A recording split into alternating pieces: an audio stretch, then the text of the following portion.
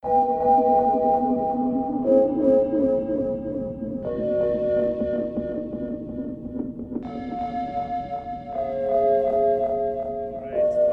back to another episode of the Footnotes to Endnotes podcast. My name is Uriah Mark Todorov, aka the Inverted Form. And my name is Owen Gilbride. All right, so we're here today to discuss the first proper essay in Endnotes for Brown v. Ferguson. Welcome back to everybody. It's a very difficult piece of reading. We're going to try to go through it and talk about what's interesting and have a nice little conversation for your ears here. But before we get into that, Owen, how are you doing? I'm doing pretty good today. We're about 10 days into the year 2021. For those of you who are listening to this like in the far future, there's been some interesting political events going on this week, to say the least. But for those of you listening to it much closer to the current moment, I'm sure you're all well aware, so we won't dwell on that. But I'm doing good today. How are you doing? I'm doing all right. I had a nice cup of coffee, and that's about all I've done so far. Just looking out at the yard. It's a pretty gray day here in Vancouver, as normal. But not a whole lot is different from the last time we recorded. But you in Montreal, you are living under a pretty interesting regime where you now have a mandatory curfew. Is that right? Yeah, this is the first time that I have personally experienced a curfew so far in my life. I mean, I've lived my whole life in Canada. And as of yesterday, Saturday, January 9th, 2021, the Legault government has put a 8 p.m. curfew, 8 p.m. till 5 a.m. in all of Quebec.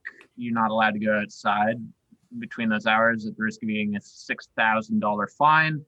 They say that this $6,000. $6,000, which is I feel like $600 would have been like plenty to get the message across. Like if I got a $600 fine, I'd be pretty pissed. That would be enough to like make me not want to be seen outdoors at night. Even like a $60 fine, I'd be like, yeah, I'm probably not going to risk it. But like 6,000, that's like, a lot of people that would kind of like that would probably like ruin them. Like I don't know how many like single people at least have like $6,000 in savings just sitting around. Yeah.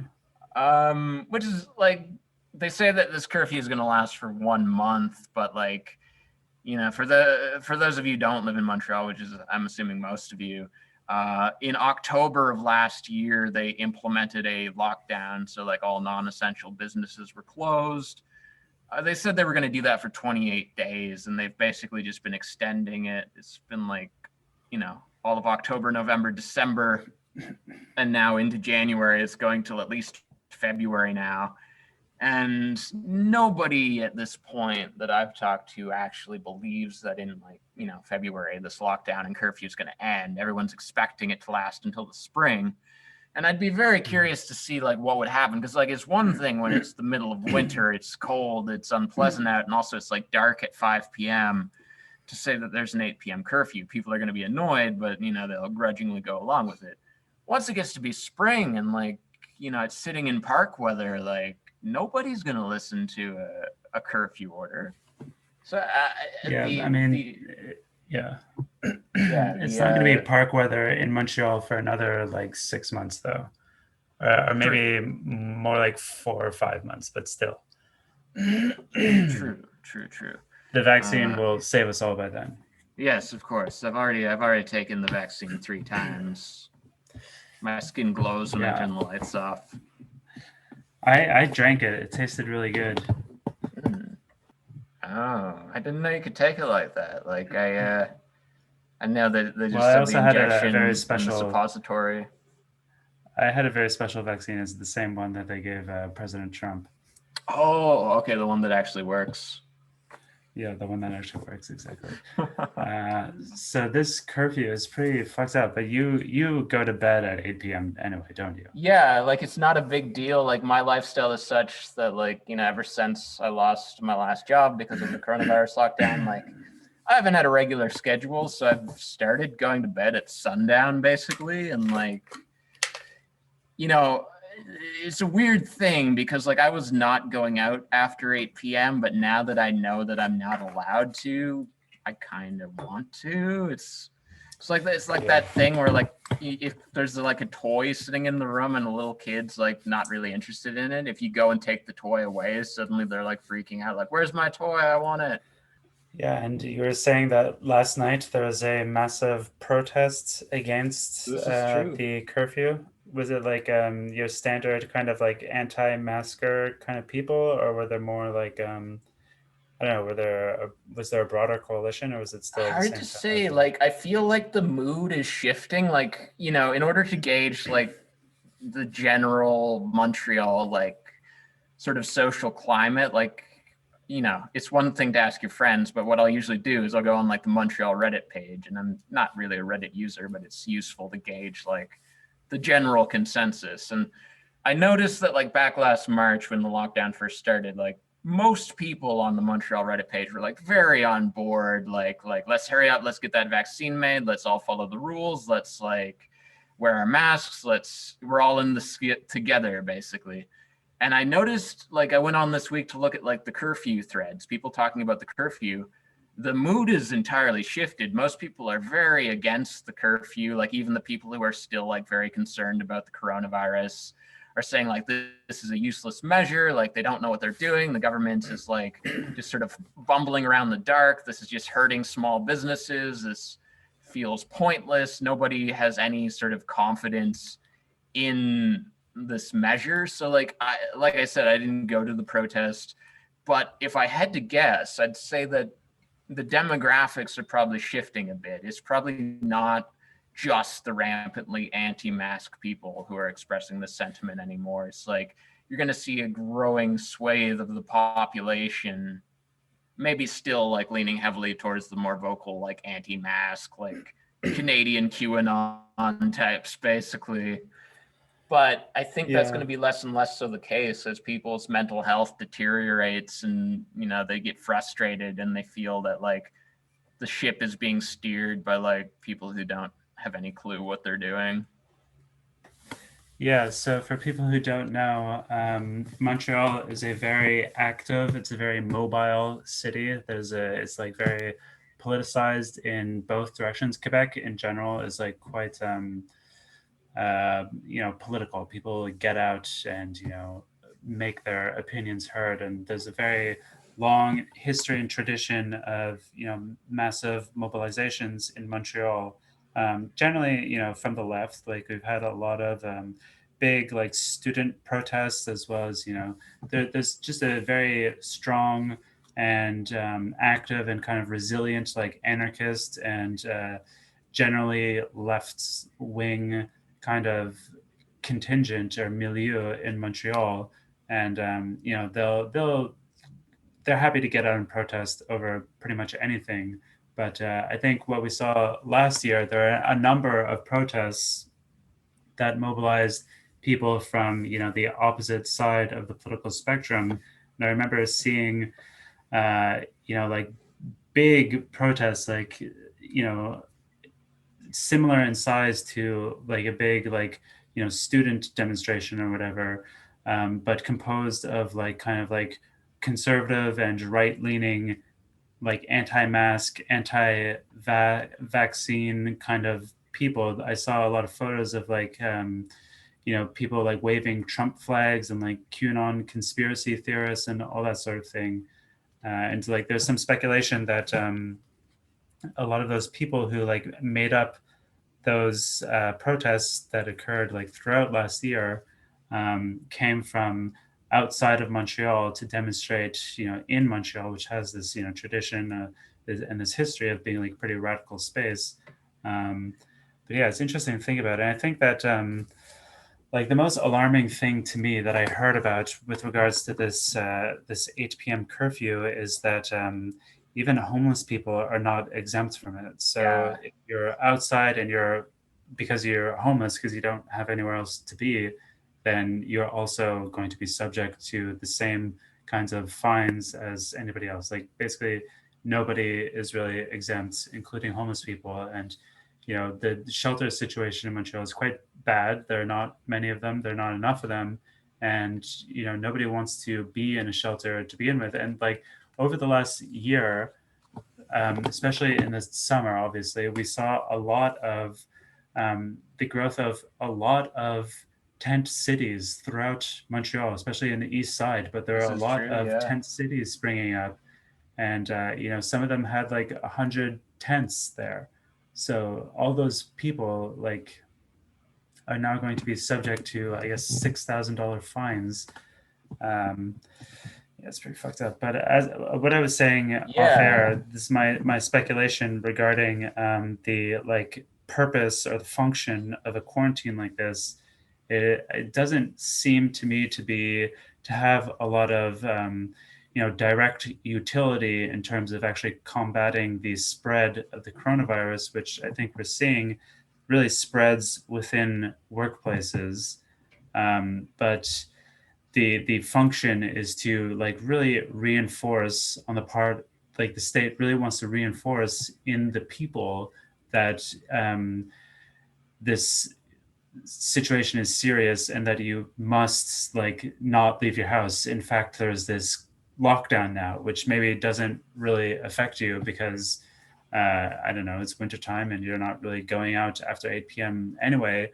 But there's now this lockdown, so like really you have to appreciate and understand that you really should not be going out under basically any situation unless you like absolutely need to. Like it seems to be more of like a psychological measure on the part of the state to like reinforce in the population that the situation is very grave indeed. So let's get into this essay, Brown v. Ferguson. Yeah. Yeah. Yeah. It was a pretty harrowing read for me. It's quite Yeah. upsetting. I think that especially after the summer, we're all pretty much used to being like blasted with details regarding like police brutality towards black people, and it's just very upsetting stuff to listen to. It's really unpleasant, and yeah, this essay really kind of like traces the history of the Ferguson Uprising that happened in 2014 and the riot wave that kind of swept across the United States. And there are solidarity protests throughout the world, but yeah, it goes into pretty grisly detail in like the number, all of the kind of like police killings directly around um, like the Ferguson uprising that kind of motivated all of these people to you know get out there and like actually try to do something and like come into direct conflict with the cops. But yeah, so it's kind of about the origin of Black Lives Matter. It's about the the like it's about police brutality. It's about racial segregation and like processes of racialization, specifically regarding. It seems to focus in a lot on like urban or kind of like municipal like planning, city planning, and how that plays into like the ghettoization of populations. Especially like there's a lot of like data around Ferguson, the city itself, and St. Louis, and like how the city is built and constructed into all these different like white and black kind of enclaves, and how that plays into racial tensions and racial dynamics in general. And yeah, I think theoretically, like the main continuity between this piece and the rest of the endnotes that we've been reading is the composition problem. That seems to be like the piece in general is more on the kind of like journalistic kind of side, more like empirical, more measured. There's not a lot of like talk of revolution or like theory in general. It seems to be very like rooted in kind of like empirical analysis and doesn't like I was actually surprised at how like measured the conclusion is. It seemed like the conclusion regarding police brutality, which we'll get to in time, but it really kind of echoed a lot of the opinions that we're seeing today, obviously like 5 years prior. But yeah, it's a very measured kind of piece, not too theoretical, not too like polemical either, or like revolutionary. Really, again, just like kind of like trying to focus on the like empirical data and yeah, give like kind of analysis of everything that was happening. But what did you think of it, Owen?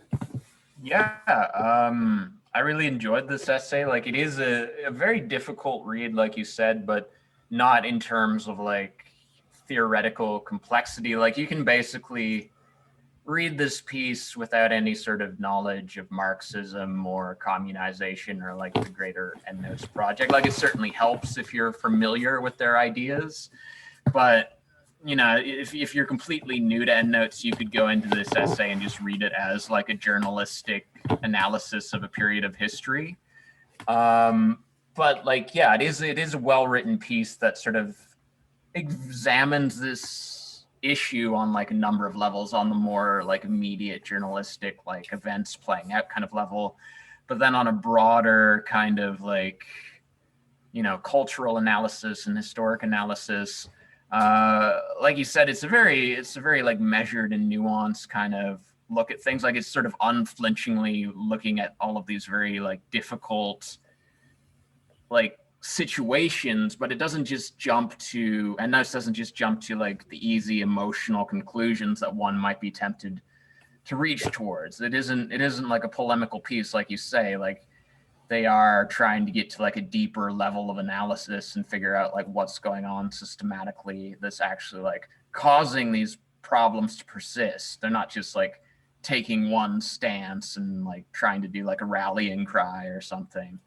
So I enjoyed all of that. I also enjoyed how contemporary it feels. Like, it definitely feels like there's a continuity from this piece, which starts off with like the Trayvon Martin shooting in early 2012, so 8-9 years ago at this point, and it traces a movement that's really like still ongoing today. Like, traces the origin of the Black Lives Matter hashtag, the movement, the organization, so that cultural force, and a lot of what is being said, you know, about these events of 2013, 2014, 2015 very much applies to like what we saw in the summer of 2020. Like, it's interesting because I was already an adult when these events were going on back in 2013, 2014. So it's interesting to see them sort of formalized and contextualized and kind of like abstracted from my immediate experience. I feel like in reading this, I get a better sense of orientation of like the bigger historical movement going on beyond just simply reacting Right. to terrible things that I'm hearing about. Yeah, I think as you kind of pointed to, like this essay does work pretty well as a kind of like survey. Like it gave me a lot of real information. Like I was an adult when this was happening, like Ferguson happened, but I wasn't particularly like tuned in to the news. I mean, I wasn't like paying too much attention to it. I was like caught up in my own shit. Um, so I don't like remember it too well, and I don't like have all of the data around what led up to it and what happened exactly in Ferguson. And like I didn't know where Ferguson was. Like I didn't know anything about it.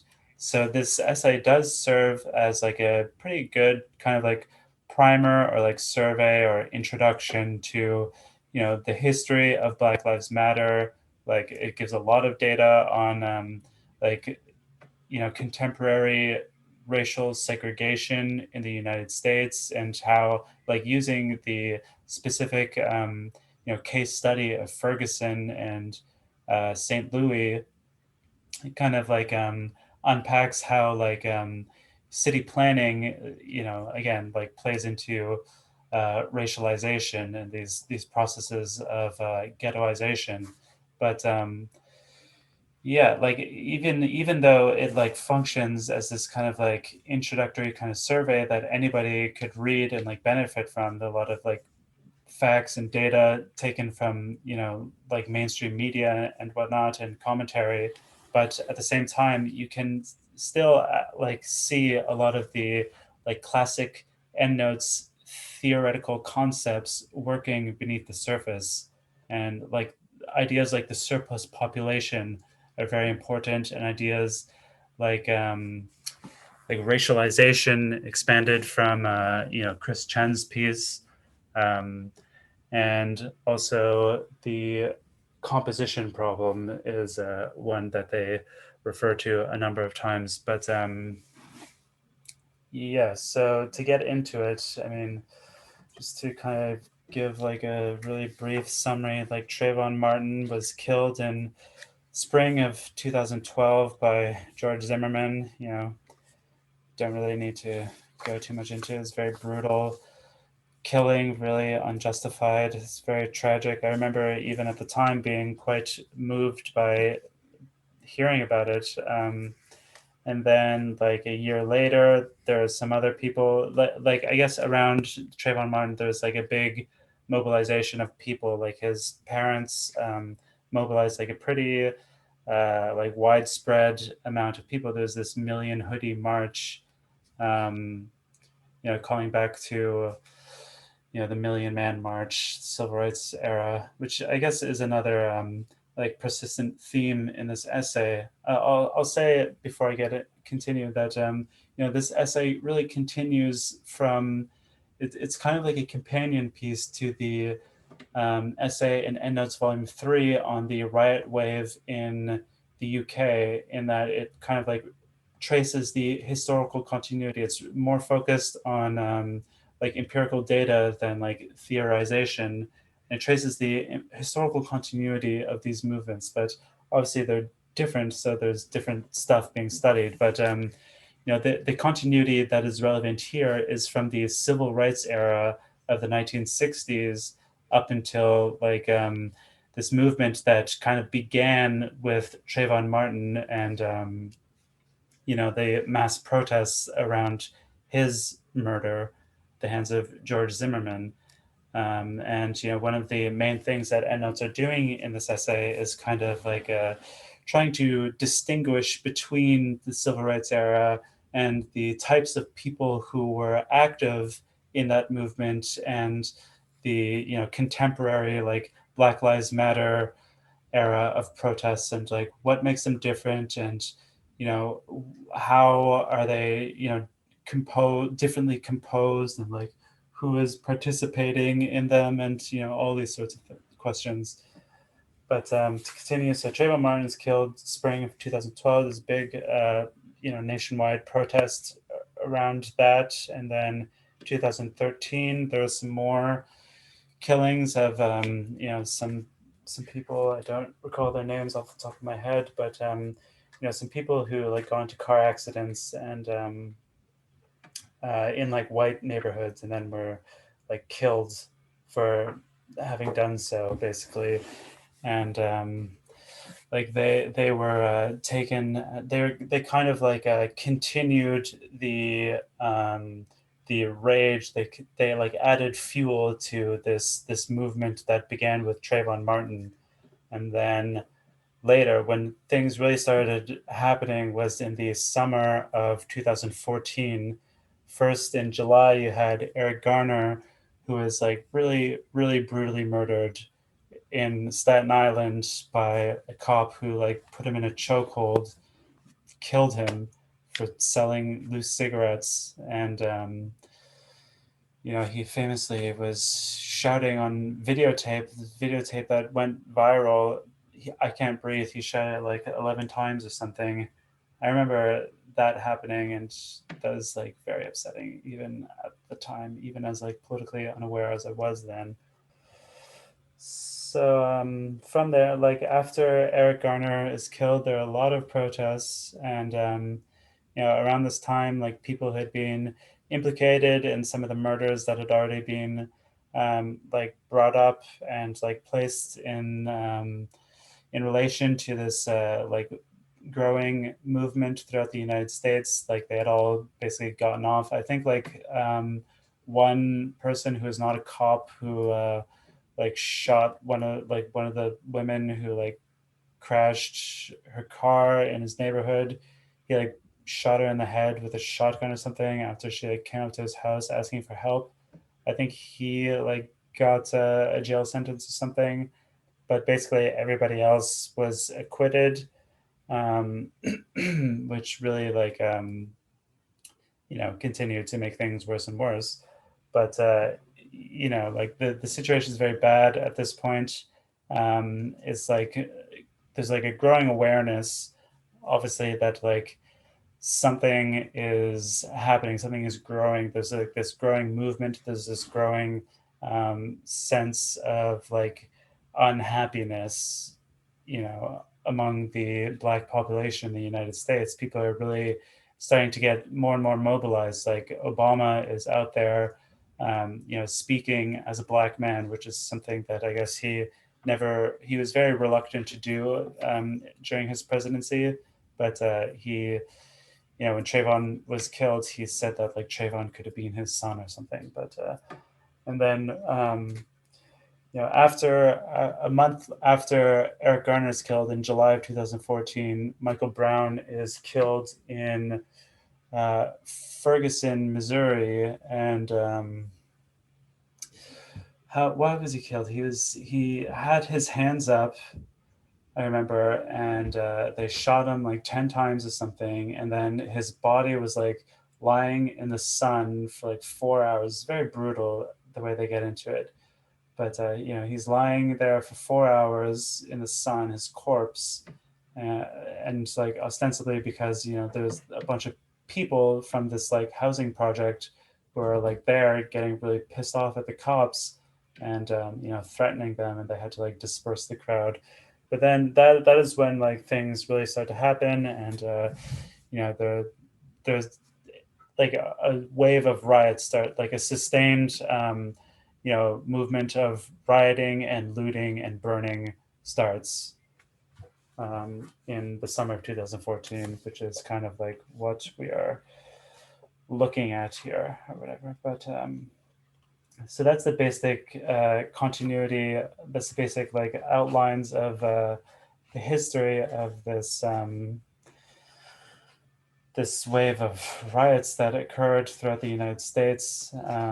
So to try to get into like the more theoretical aspects, one thing that they are looking at is the composition problem, which, to go back to Endnotes 3, the composition problem is taken to be like it's a problem for them because they're anti-programmatists, they're anti-Leninists, they're communizers. So for them, it is a challenge to conceive of a revolutionary subject in terms that are adequate to the times, like thinking of the revolutionary subject as the proletariat or the working class is, for Endnotes, dated. It is no longer strictly relevant, because that identity, like, we don't really have a coherent workers identity that is adequate for people to really organize a revolution around. That is like one of their main theoretical positions. It is like opposed to the entire history of kind of revolutionary organizing.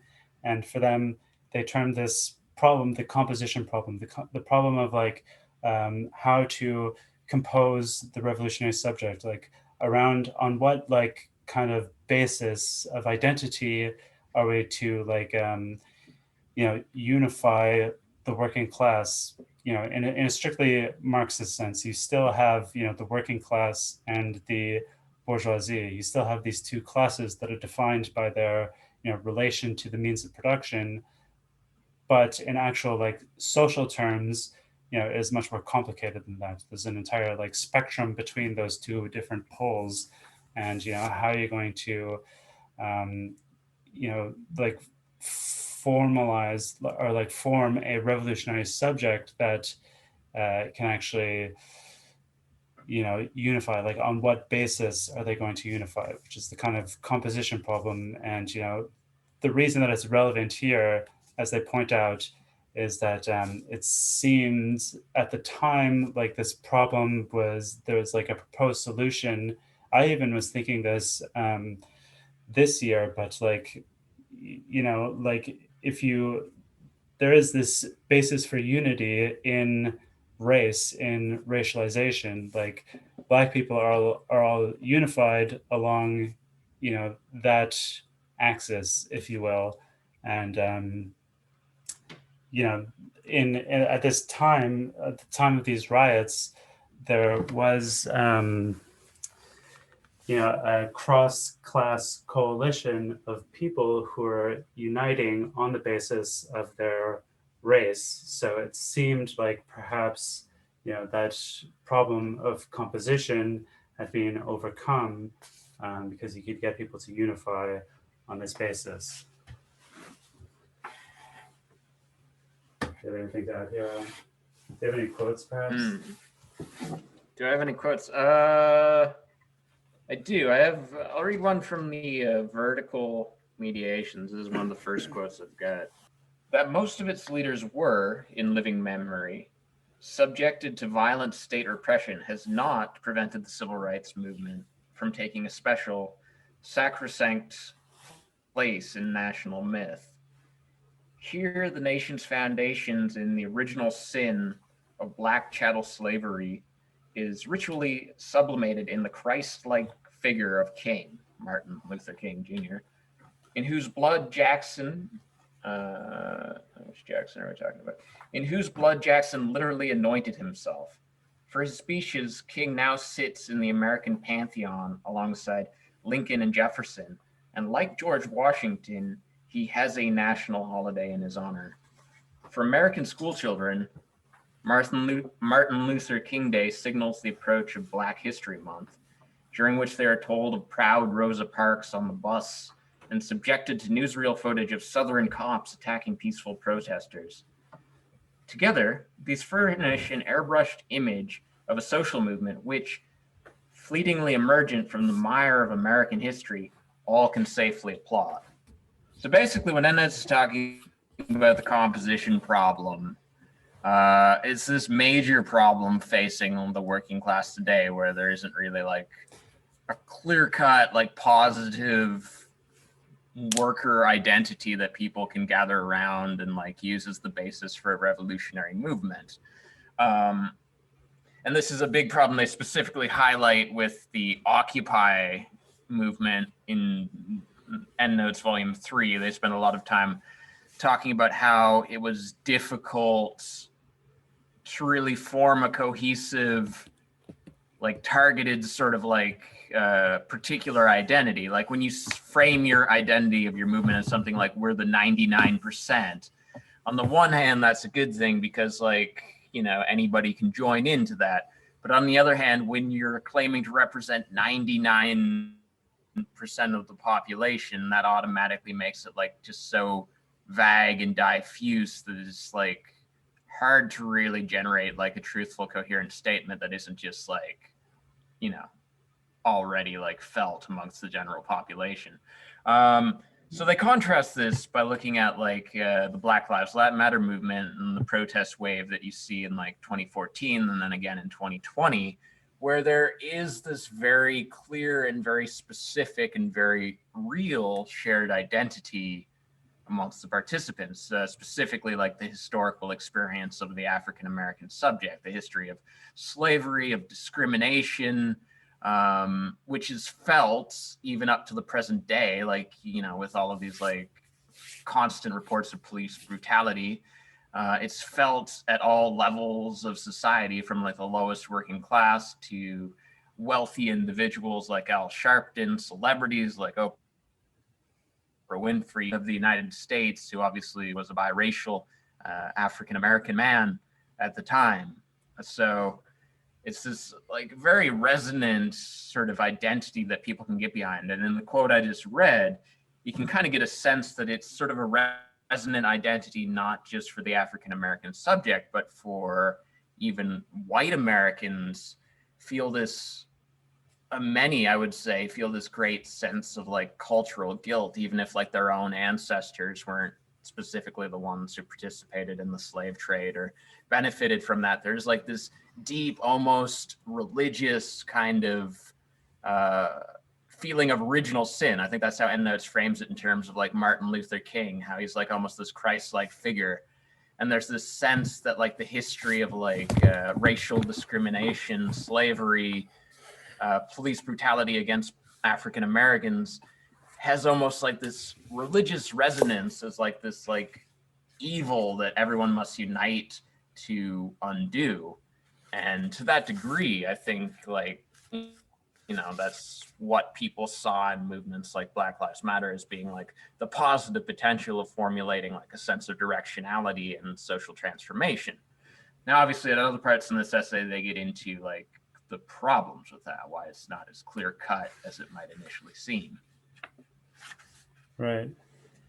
Yeah, I think that something that's very interesting is the way that they relate the civil rights movement to the Black Lives Matter movement that really began in Ferguson, and like how different they were, because I think they like get into the statistics and the like data of it, but basically, as I recall, in the 1960s, you had like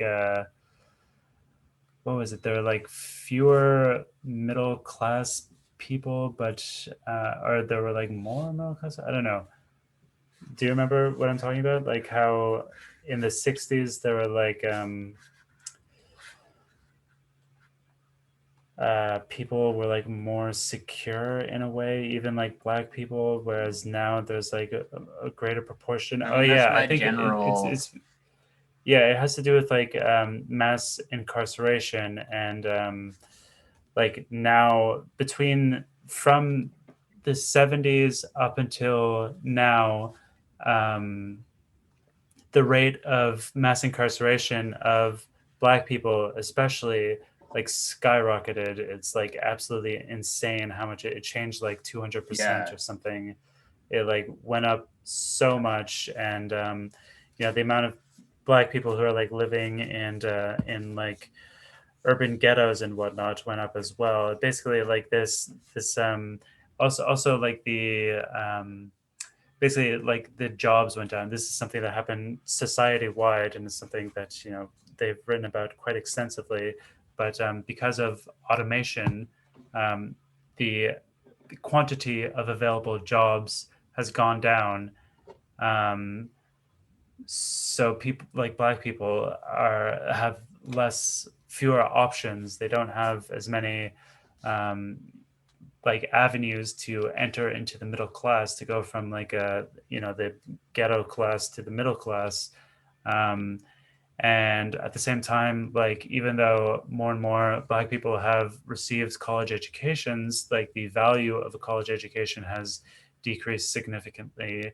And also I guess like they kind of like spend a fair amount of time analyzing like what exactly the middle class means, especially in relation to the African American. But basically, they identify two like strata within it. There's like a more precarious middle class that is still like living a middle class life, but it's basically like a paycheck away from losing it all. And then there's like a more secure middle class that's actually able to reproduce their social position. But yeah, the distinction between the 60s civil rights era and the contemporary is that the contemporary African American is much worse off. They're much more likely to be in jail or be engaged in some kind of like illegal trade, or to they have fewer prospects. If they're a man, they're more likely to be dead, um, et cetera, et cetera. So like the I think like what they were saying is that in the 60s there were like more I don't know, it was like a more effective movement at like hitting or like mobilizing middle class, also because they were repealing Jim Crow. I don't know. I shouldn't really be talking about it because I don't remember all the details, but it has to do with like the whole history. And basically, there's like a real shift in like there's like a real paradigm shift between the 60s civil rights movement, which was like this huge movement that was able to repeal Jim Crow and all these like legal state sanctioned forms of segregation, and the contemporary era of social movement, which is embodied in Black Lives Matter. Yeah, it's like, I mean, obviously it's hard for us to compare because we weren't alive during the 1960s, but just going off of like the more general analysis that Endnotes have done over the course of their work and my own knowledge of like historical shifts in North America, I would have to imagine that in the 1960s there would have just generally been like a more like perhaps optimistic feeling to all of these sort of social movements, like more broadly speaking. The myth of the American dream and the American middle class was still very much in play. It was pretty much at its peak around then. And there was also, on the other hand, like very clear cut, like Jim Crow laws, like these sort of what could have been viewed as like the holdover from an older, like antiquated, more like explicitly racist era. So, like, again, I'm just speculating, but I could see like at that time a social movement having on the one hand this sort of like optimistic trajectory of like, oh, we just want to join the middle class, we want to be part of this like prosperous, like upward mobility kind of like movement that we see going on. And on the other hand, we want to get rid of these very like explicit, clear cut, like negative racist laws that we've all grown beyond as a society, hopefully. Whereas you compare that to the more contemporary movement, where for the last several decades, the American middle class has been shrinking for everyone, like white people, black people, everyone is like being pinched more and more by the social machinery. So there isn't so much this feeling for anyone of there being like kind of an upward mobility, kind of like something to like, join into. And also like the systematic racism is more abstracted because like ostensibly on the surface, we're living in this like neoliberal meritocracy where like everyone is an equal player and everyone can like be whatever they want. They just need to work hard and be creative and have gumption and all of these other like made up words. So it's like harder to point to these things, which could be easily like said to be like, oh no, that was just an individual racist cop that killed a black person. That was just a bad actor. But it keeps happening. So it's like the forms of like systematic white supremacy are like harder to point at because they're more sort of fluid and they're not tied to specific laws. I think there was an older Endnotes piece we read some months ago where they talked about how, in times of prosperity, when the middle class is growing, that actually encourages employers to hire people of other races and encourages them to hire women, people they might otherwise discriminate against, because it is in their profit motivated interests to hire more people, to have more workers, to produce more. Whereas in times of stagnation, like what we're experiencing currently, it's in the interest of employers who are cutting their employees to sort of start reconsidering and bringing up these old racist prejudices. And usually, unfortunately, when like a workplace is shrinking, the first people to go are African Americans, because there's these like more arbitrary sort of like race-based discriminations that you can use to justify your hiring and firing practices, even if it's not on a fully conscious level. But anyways, Yeah, and also like I seem to recall they are talking specifically about like or they were talking about like trade unions or something, which have like the last in first out kind of policy. So the most yeah, recently yeah, yeah, hired people are the first people to get laid off, and the most yeah, recently hired people tend to be African Americans because the prosperity of the era was lately upon these trade unions, so they had just started hiring more black people anyway. Um, so another thing that I thought was interesting that kind of like plays on this continuity between, or the comparison that they're continually drawing between the civil rights era, the 1960s, and this movement, this organized movement around 2014, is the actual people who are like involved in organizing these movements. In the 1960s, you had a lot of like religious kind of race leaders who are from the black middle class, and the same was seems to be true of these Ferguson riots. They talk about how Black Lives Matter as a movement, as an organization, like came into being around this time, and it was started by like a bunch of professional activists who came from the middle class, many of whom they like do Endnotes do the work of like seeing who they are and like what their background is, but they seem to have like gone to some of the people who like started Black Lives Matter, went to like Yale and like other kind of Ivy League colleges. To like professional activists who have a very different set of experiences to people who live in kind of urban ghettos.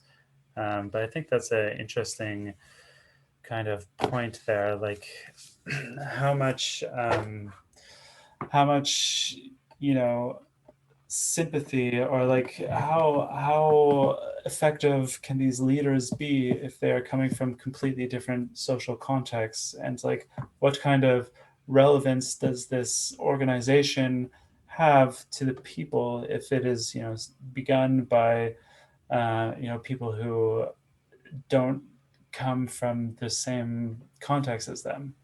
It's an mm, interesting question to me. It's kind of like a perennial question of organizing social movements and organizing, especially like proletarian or like workers based movements. It's a problem that exists within Leninism as well. Basically, like the people who are most likely and who historically have always organized like vanguard parties, or social movement based organizations like Black Lives Matter, tend to be intelligentsia, people from like an upper strata of the working class. Like the middle class is still working class, but they live in a different social context.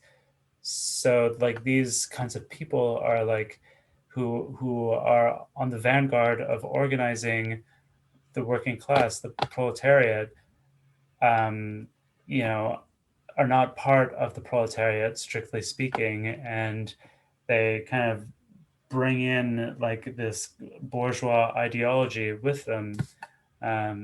Yes, interesting problem to overcome.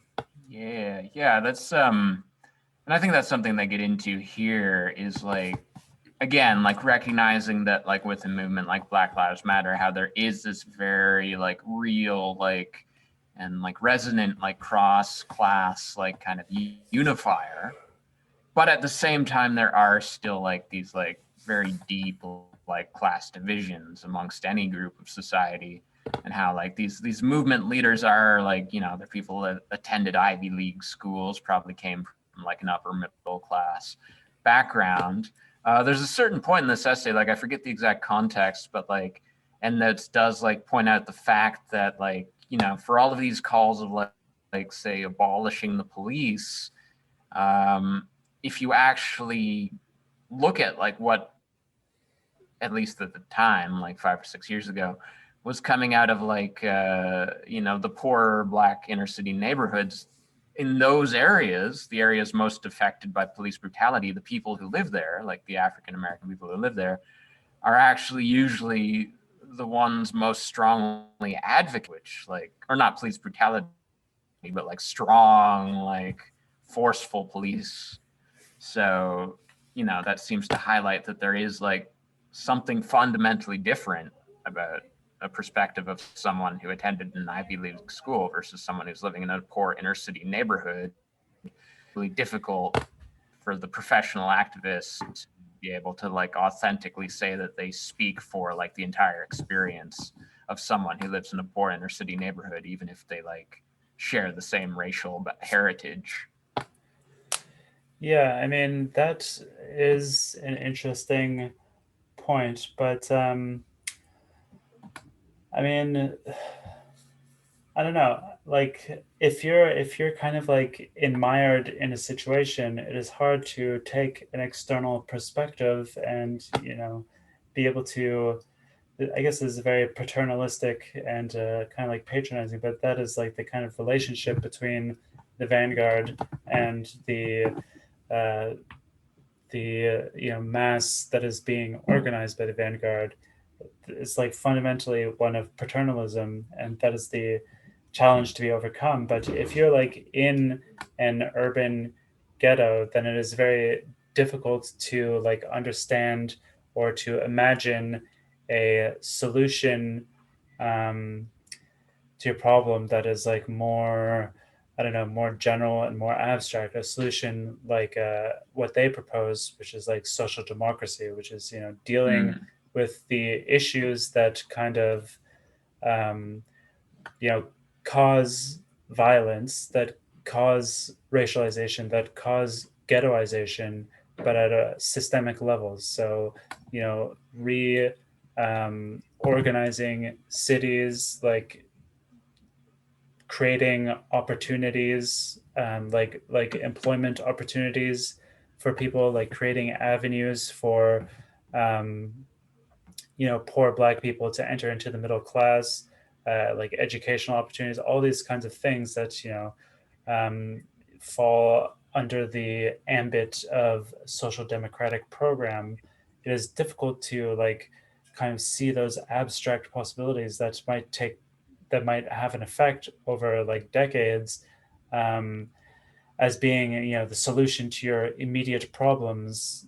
And the immediate solution is the application of force via the police. Mm. um, yeah, so that is kind of like the Yeah. I stance mean, that Endnotes. Yeah, go ahead. I was just gonna say, like, in saying all of this, like, I do recognize that perhaps it is an inevitability that like the people who are going to have like a broader perspective in these sorts of in any sort of like social transformation situation or revolutionary situation are the ones that to some degree have like a privilege of leisure time and access to certain resources and the ability to just focus on studying and like researching and like taking a more contemplative view of things. Like, I don't know if that's inevitable, but I can certainly recognize like that there's sort of a utility, like, it's maybe something that can't be avoided in a lot of situations. Yeah, I mean, this is kind of what Mao was trying to overcome in the proletarian cultural revolution, the great proletarian cultural revolution. He was very, aware of this problem and tried to overcome it. Didn't quite succeed, but yeah. Anyway, um, so what else should we talk about from this essay? Are there any other quotes that you wanted to share? We could talk about. I do have a quote here. Let's see if it's relevant. This is from the section Mediation and Causation on page 16 of the book. The capacity for a single fatality to set in motion what would, once it had met with some powerful crosscurrents, become the most significant wave of US struggles in decades, thus demands some explanation, and it is here that the particularities of hashtag activism become more important alongside other key factors. The recent mass uptake of easy-to-use digital tools had lowered the bar for political mobilization, generalizing capacities for active production and dissemination of information. This brought possibilities for countering or bypassing mainstream news agendas and facilitating processes of questioning the standard practice of simply reiterating police reports within popular media. Other narratives could now be collectively constructed on the basis of relatively little effort on the part of individuals, pulling together particular instances that in previous times would not have been linked. It was through such mediations that a unified cause was to be constructed from a list of geographically and temporally scattered killings. And it is thus in part of these mediations that we must look if we are to grasp the articulation of this moment or movement.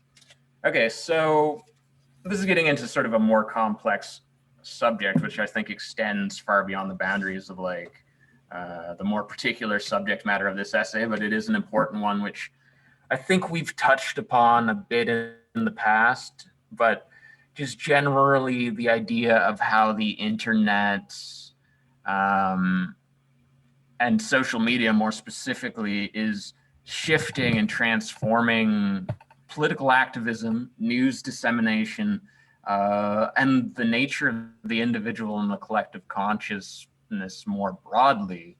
I think specifically in the context of this essay, how it's in reference to Black Lives Matter as like a, first and foremost, like an internet-based phenomenon, like something that was initiated with a hashtag and this sort of like mimetic propagation of of news stories in a way that would not have previously existed in the era of like the mainstream news media. So I don't know if I have too much particular to say about that because, like I said, it is a very complex and abstract idea, which probably deserves like an entire episode of its own. This like idea of like social media activism. Okay. I did have one thought that I think they touch on very briefly here, but I think it like works in the context of this essay and with the George Floyd murder of 2020, why certain things catch on and others don't. Because like, this is a question raised. There's like police brutality against Black people every day in the United States. Why is it that certain events cause a protest wave, whereas like other events are just sort of another statistic, a name on a piece of paper that you hear it and you're like, oh, that's terrible, but like you don't actually take to the streets. And I think part of that is, and like I'm not saying this is necessarily a good thing, I'm just trying to recognize like the nature of like mimetic propagation, is there's a certain like emotionally resonant quality to like the cases that really take off. Like the case of like the Trayvon Martin shooting, they do mention in this essay that he is like a very young, very like innocent, clean cut kid that like, Obama saying like, oh, he looks like he could be my son. There is like this like somewhat unfortunate reality that like it's the things that like emotionally grab people that tend to get spread around on social media. It's not like, say, for example, like blurry dash cam footage of someone being shot in the middle of the night at like, 50 feet distance and you can barely make out what's going on in the video. Like that doesn't tend to like have the same sort of cultural resonance as something like the George Floyd video, where it's like broad daylight. You can clearly see a man who's scared, struggling, who has like a cop putting his knee on his neck. It's like very graphic and unsettling footage. Going back to the quote that you read, like what seems to be particularly relevant and interesting is that these movements are not necessarily, and this really gets into like Endnotes is everything that they've kind of been suggesting in all of their analysis of all of these like long sustained riot movements, is that they're not really they don't happen on the basis of one particular event. They happen on the basis of a historical continuity, as well as now in the information age, they happen on the basis of like a collection of like disparate events that happened, in different places and in different times, but which kind of, serve to coalesce and like construct a narrative that, in itself is resonant. So like, but the George Floyd killing, um, that huge event that happened last summer was the catalyst of it was, George Floyd's murder. But again, like there's a perpetual and ongoing war being waged by the police state against Mm. African Americans, and African Americans are very aware of that, and they don't have the luxury of forgetting about it or putting it out of their mind. It's like a constant reality for them, I imagine. um, so like that event of George Floyd's killing is, you know it was really just a catalyst, I can only assume. And that it wasn't so much that like he was so valuable, or his like the videotape of him being murdered was so affecting, it was so powerful that it caused this entire like sustained nationwide movement of rebellion. I mean, it was a very powerful video. It was extremely gory and difficult to watch. um, but yeah, it really is part of a whole thing that is happening, a whole narrative that is constructed out of all of these disparate points. And in the age of social media, we're able to kind of like connect them in a narrative and like group them under a similar heading so that they can become legible to an entire population, and thereby uh, provide the basis for a mass social movement. Anyway, yeah. So I'll just read one final quote from page 66, and then we can wrap it up. But this is a pretty powerful little section that kind of like summarizes uh, the essay and Yeah. what we've been saying. But it is a rare movement that can seem to unite the ghetto dweller, the multimillionaire star, and the political power broker behind a substantive social cause. But there's the rub. Stretched across such an unequal span, it was inevitable that the unity at play here would be correspondingly thin. If the content of identity is null without it, at extremes of difference the positing of identity reverts to the merest formality, while the content escapes. That blackness can seem to offer something more substantial is an effect of its peculiar construction, a social content forcefully given by its role as marker of subordinate class, but also an identitarian unity enabled by its ultimate non-correspondence with class. These poles in tension have long identified the specificity of black struggles: proletarian insurgency or race leadership, blackness as socioeconomic curse or as culture. But as the divide between rich and poor gapes ever wider, and as the latter sink further into misery and crime, gestures at holding the two poles together must become ever emptier. To reach towards the social content, one must loosen one's hold on the identity. To embrace the identity, one must let go of the content. It is practically impossible to hold both at once. Is the core demand to be about police reform? Or is it to be about ameliorating ghetto conditions in which police violence is more or less the only check on other kinds? If blackness seems to offer itself as a space in which these demands might not actually be at odds, this is only by the indistinct light from the gloam of older capacities for solidarity, when the black middle class too lived in the ghetto and shared its fate, when the black working class could reasonably hope to see better days.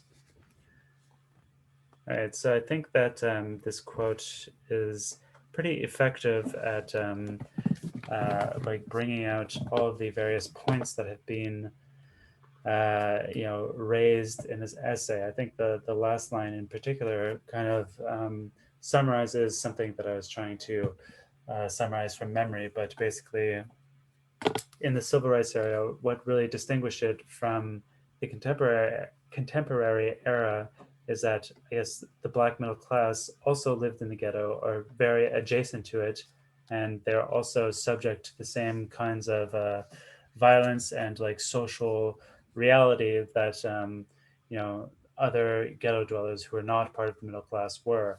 And at the same time, the black ghetto dweller who is not part of the middle class, who's just part of like the general working class, uh, there were more prospects because there were more jobs. We're talking about the 1960s, which is around the time when of America's like golden age or whatever. Um, and then at the same time, like they're talking in this quote about how basically their summary seems to suggest that Black identity is not sufficient to overcome the composition problem because it is not necessary. It is not really connected to class in any meaningful way. And the challenge of like uniting like a black bourgeoisie, a black middle class, and a black proletariat together on the basis of their you know racial characteristics or whatever seems to not be sufficient basis for a revolution because those people's interests are completely at odds with each other. Um, and then they're also saying that like, and they don't really seem to like come down one way or another on the topic of police violence. Like they do, the most concrete thing that they suggest is that social democratic measures would be the most effective way at dealing with the root issues that cause the need for police in the first place. But this essay, it seems like they don't want to bring in their kind of revolutionary proposals here. They're trying to do something more, I don't know, in a way mature or measured or in some way, so that they don't want to like talk about how like the real solution is abolition of the working class and like full communization now or whatever. They want to do something a bit more mature. They want to like, I don't know, address the issues on their own terms or whatever. All right. So if you enjoyed this episode, then you can support us on Patreon and encourage us to do more. Patreon.com/the inverted form. I also have a vlog where I post videos pretty much daily, trying to get back into it on topics relevant to these readings as well as many others. And we also have a Discord server that is, become more and more active.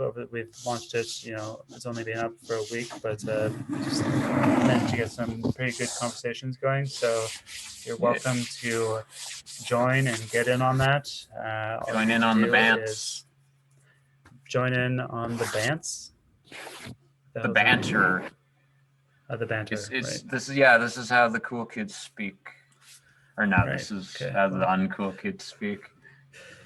Yeah, I guess I didn't sufficiently join in on the bands with that one. But if you want access to the Discord, you can support us on Patreon at $3 a month, or you can just send me a DM and I'll send you the link. But again, if you like the show and you want to see more of it, then please consider supporting us financially. But we'll buy actual microphones, because right now we're recording these episodes by using like 2 tin cans with a string going from Montreal to Vancouver. So it's not a super effective communication platform. Not quite. That's a pretty sizable distance. Yeah. So until next time, I am the inverted form. That's your Q01. And I am Q01. That was terrible. No, I'm just Owen, just regular Owen. I'm not Q01. But yeah, all right. Check us out next week. We're gonna have more fresh ass communization content coming to your ears. Okay, bye.